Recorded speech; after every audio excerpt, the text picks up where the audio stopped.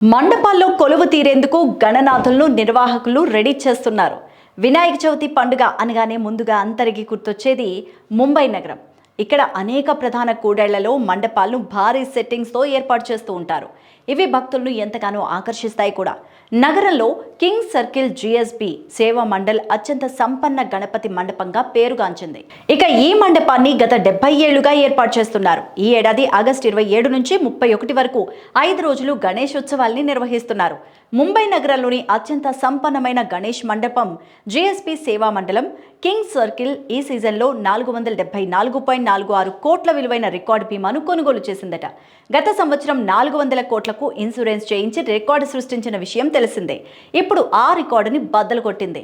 బంగారం, వెండి వస్తువుల విలువ పెరగడం, స్వచ్ఛంద సేవకులు, పూజాలను చేర్చుకోవడం వల్ల ఈ బీమా కవరేజ్ పెరిగినట్టు తెలుస్తోంది.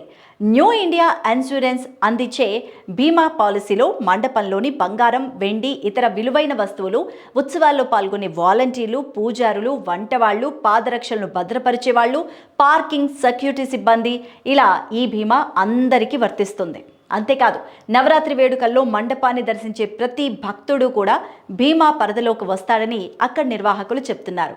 ఎంతో వినూత్నంగా ఈ గణేశుని ఉత్సవాలకి భక్తులతో పాటు దేవుడికి కూడా బీమా కల్పించడం ఇప్పుడు వండర్గా మారింది.